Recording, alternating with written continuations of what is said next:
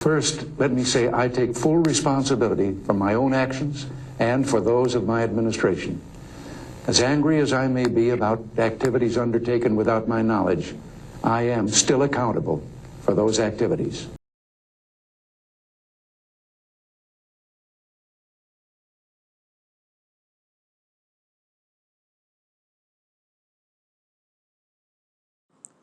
The Iran-Contra Affair was a scandal that occurred from 1981 through 1986. It was a stain on the Reagan administration, and another reason for U.S. citizens to lose trust in their government during this time period. Before we talk about the Iran-Contra Affair itself, it is important to understand why it occurred in the first place. In 1979, the Sandinista National Liberation Front took control of Nicaragua, ridding the strict government that was backed by the United States. The Sandinistas were heavily inspired by Fidel Castro and his overtaking of the Cuban government, as were many other Latin American nations. Communist Cuba provided a good deal of support to the Sandinistas, and at the time, the Soviet Union was providing lots of resources to Cuba. The Sandinistas were in conflict with the Contras, one of the many right wing rebel groups formed in opposition to the Sandinistas. Immediately after the Sandinistas took control, counter revolutionaries began engaging in violence to show their disapproval of the new regime. The Contras consisted of Nicaraguans with many different motives for taking down the Sandinistas. Some were former National Guard enlistees under Somoza, the previous ruler of Nicaragua. Others were former Sandinistas who didn't fully agree with their actions, and many were just average citizens who opposed Sandinista beliefs and legislation. In the same years, a devastating conflict had begun in the Middle East. Neighbors Iran and Iraq had engaged in a war invoked by territorial disputes, yet it turned into much more. Saddam Hussein, the leader of Iraq, wanted control of the Shah al-Arab waterway, a channel that was subject of territorial disputes well before the Iran-Iraq war. This channel was Iraq's only way of accessing the Persian Gulf, so Hussein demanded complete control of the region. Religion was the other major contributing factor to the war. Two different Muslim groups occupied Iran and Iraq, the Shiite Muslims and the Sunni Muslims. The Shiite Muslims in Iran had just successfully carried out a revolution against the former Shah Pahlavi. A series of actions carried out by the government left the Shiites feeling oppressed, so they took to the streets in protest. These protests were met with violence from law enforcement, inciting a long string of violence that lasted for a long time. Within this conflict was the Iranian hostage crisis, where revolutionaries stormed the U.S. Embassy and seized over 50 hostages as a way of demanding the expulsion of the Shah, who was getting medical treatment in the United States. Eventually, the Shiites were successful, ridding Iran of Pahlavi and placing Khomeini in control. The Shiite excitement due to the results of their efforts was not limited to Iran. Shiites in Iraq were uplifted by the revolution as Hussein was a Sunni Muslim. Along with the territorial arguments, Hussein wanted to put down Shiite faith in Iraq. In 1980, Hussein began his attack on Iran. In the beginning, Hussein bulldozed through Iran, winning over all the territory he attacked. However, Hussein's plan to expose a broken Iran backfired, and all his efforts united the opposing groups. Iran retaliated, regaining the land they lost until the war returned to square one. Khomeini did not want to stop as he planned to invade Iraq and overthrow Saddam Hussein. Iran had a 3-to-1 numerical advantage, yet Iraq had weapons that were far superior to those of Iran. The battle continued for many years with no real progress being made for either side.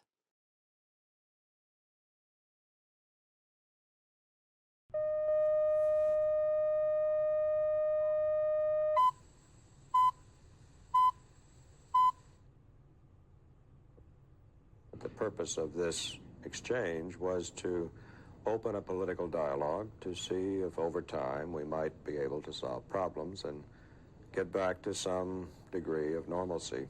To what extent was the supplying of arms linked in any way to the release of the hostages? In no sense was it ever linked to the hostages. Since the end of World War II, the United States has been engaged in a Cold War with the Soviet Union. America's policy ever since the beginning was to contain the spread of communism. President Reagan did not stray from this policy as he approved CIA training and assistance in nations combating communist oppression. One of Reagan's main targets was Nicaragua and the fighting between the Contras and the Sandinistas. He was committed to aiding the Contras, and he even stated that the Contra rebels were the, quote, moral equivalent of the founding fathers, end quote. Originally, he canceled the final payment of President Carter's aid planned for Nicaragua, yet later in the year, he signed National Security Directive 17, approving covert support for the Contra revolution in Nicaragua. Soon after, it was revealed that the Contras mostly funded themselves through the cocaine trade, which was a bad look for the US government and Reagan's administration. As a result, in the year after the Reagan inauguration, the Boland Agreement is passed, outlawing the CIA and the Department of Defense from providing military aid to groups trying to overthrow the government in Nicaragua. A compromise was made in 1983 to allow $24 million to be put toward Contra efforts in 1984. Finally, in 1984, the second Boland Amendment took effect, prohibiting any military support to the Contras until late next year. The US government continued to supply money to the rebels. It simply wasn't stated to have any military purpose behind it. Meanwhile, Reagan asked his national security advisor, Robert McFarlane, to search for any ways to help supply the Contras. McFarlane had already found some help early in 1984 as he convinced Saudi Arabia to supply the Contras with funds. McFarlane would soon shift his attention to Iran. In 1985, an Iranian terrorist group was holding 7 American hostages in Lebanon. As mentioned previously, Iran was engaged in a war with Iraq during the 80s, so they were in need of arms. McFarlane saw potential within these factors. He orchestrated a deal to supply Iran with needed weapons in exchange for the American hostages. The government approved $30 million to be put towards the weapons, which were to be sent to Iran.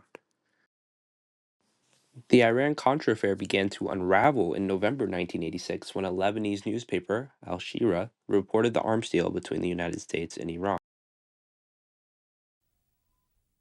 The ultimate hope would be to just go home with him.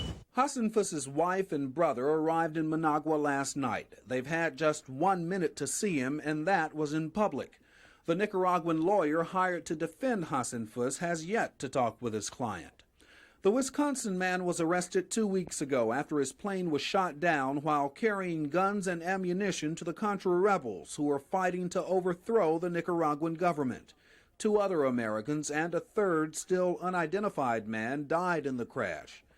Though the American government denies any involvement or knowledge of the Hassan Fuss mission, there is growing evidence that it was backed by the CIA. If that is true, there is mounting political pressure here at home for a public admission. And I think this administration ought to just lay out the facts and come clean, which, to my point of view, they simply haven't done yet. Hassan Fuss has told reporters he believed he was working for the CIA, but that he is not a freedom fighter, that he did it for the money, $3,000 a month. As evidence of CIA involvement, the Nicaraguan government will present documents recovered from the crash, including this El Salvador Air Force ID, which lists Hassan Fuss as a military advisor, and flight logs which show the Hassan Fuss plane had access to highly restricted U.S. military bases. This revelation ignited a media frenzy, but President Reagan and his administration initially denied any wrongdoing. The United States has not swapped boatloads of plane loads of American weapons for the return of American hostages, and we will not. The president termed the arms modest shipments, which taken together could easily fit into one cargo plane. He says he did it to stabilize U.S. relations with Iran, which have been cut off since the 1979 embassy takeover, to end the 6-year Iran-Iraq war without appearing to favor either side. He says that is why offensive spare parts for tanks and planes were not shipped. To encourage Iran to stop sponsoring terrorism, and lastly, to urge Iran to help win the release of American hostages in Lebanon. The president said some results have already been realized. Since U.S. government contact began with Iran, there's been no evidence of Iranian government complicity in acts of terrorism against the United States. Hostages have come home, and we welcome the efforts that the government of Iran has taken in the past and is currently undertaking. Beyond the hostages' return, Mr. Reagan said renewing a relationship with Iran is in America's national interest, that it lies between the oil-rich Persian Gulf and the southern Soviet border, and that 100,000 Russian troops are already in Afghanistan to the east of Iran, possibly ready to strike at Pakistan. The president admitted sending former National Security Advisor Robert McFarlane to Tehran last May with an arms shipment to open a direct dialogue with Iranian officials, but he denied that McFarlane was detained there. The 4 days of talks were conducted in a civil fashion, and American personnel were not mistreated. Since then, the dialogue has continued, and step-by-step progress continues to be made. Shortly after, Attorney General Edwin Meese discovered that only $12 million out of the $30 million the Iranians reportedly paid had reached the government. Lieutenant Colonel Oliver North of the National Security Council then explained that he had been sending money to the Contras. Congressional hearings exposed the extent of the scandal implicating both Oliver North and John Poindexter, who was National Security Advisor during the Reagan administration. While several officials were convicted, many convictions were overturned and some were pardoned by President George H.W. Bush. While President Reagan never explicitly incited these deals, Reagan had become frustrated at his inability to return the 7 hostages in Iran.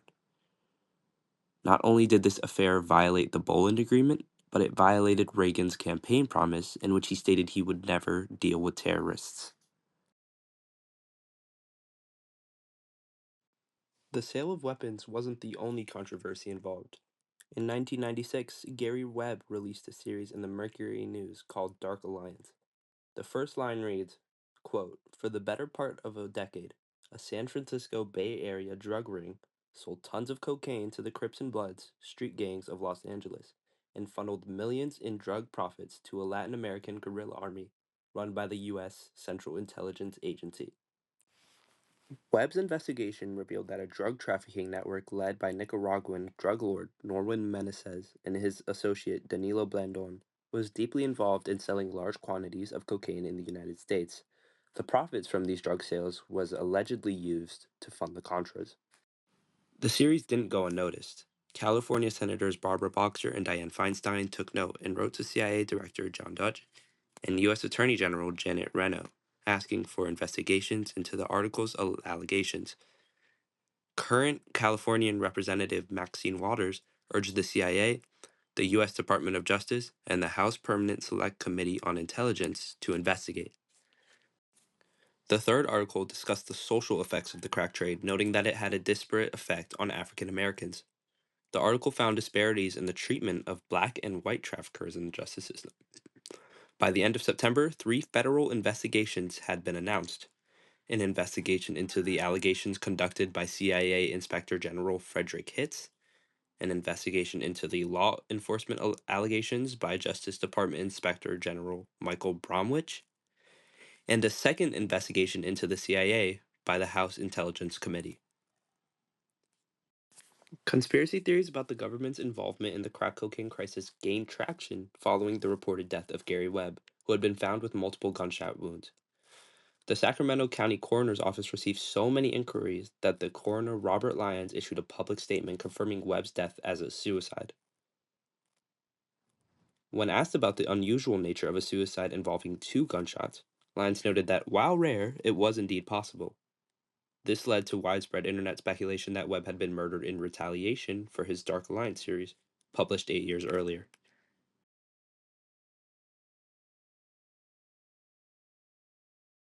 On my watch. Let's start with the part that is the most controversial.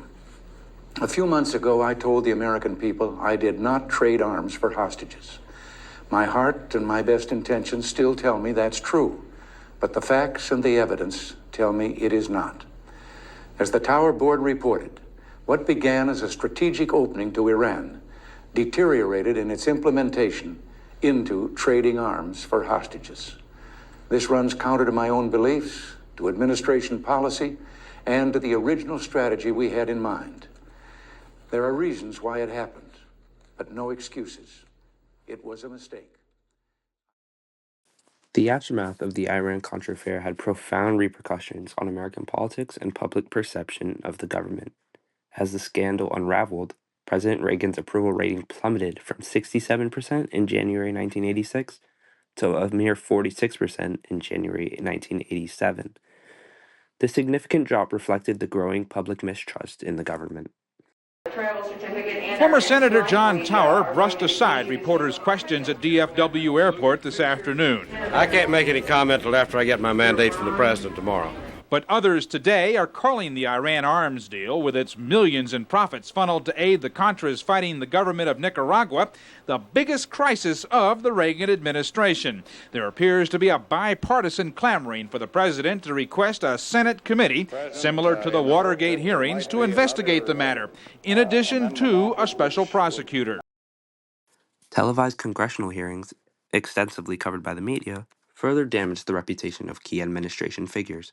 The Tower Commission, established by Reagan, aimed to investigate the scandal and restore public trust. Still, however, Americans felt betrayed by the government's secretive operations. The affair not only exposed the illegal arms sales, but also highlighted the administration's willingness to avoid Congress, undermining the democratic process. This breakage of trust, along with Reagan's insistence that he had no knowledge of the fund diversions, was truly harmful on Reagan's legacy.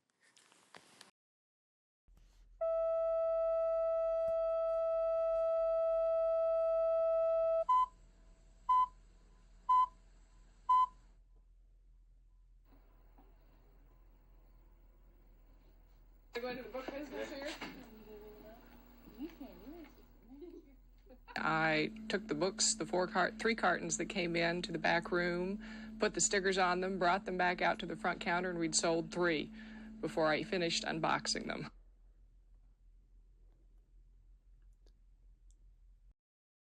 In order to fully understand the aftermath of the Iran-Contra Affair, it is vital to understand the findings of the Tower Commission report, which was published on February 26, 1987. This document investigated the U.S.'s arms sales to Iran and the diversion of proceeds to fund Contra rebels in Nicaragua.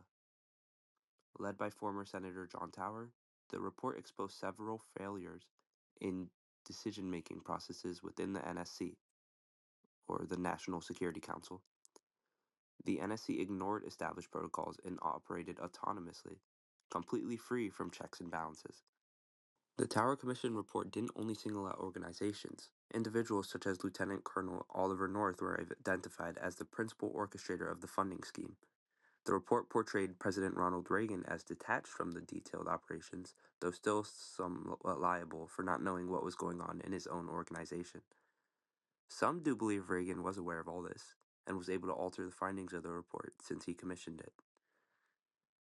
Overall, the report prompted a re-evaluation of executive practices and emphasized the necessity for transparent decision-making in national security policy. In the long term, the Iran-Contra Affair led to legislative changes aimed at increasing oversight of covert operations. The Intelligence Authorization Act of 1991, for instance, mandated that all covert actions be reported to Congress, ensuring greater transparency and accountability. While Reagan's involvement is still not 100% confirmed, the crack epidemic had irreparable effects on the African American community. African Americans were disproportionately affected by the crack epidemic. By the late 1980s, African Americans constituted about 80% of those sentenced under federal crack cocaine laws, despite making up a smaller percentage of crack users compared to other racial groups.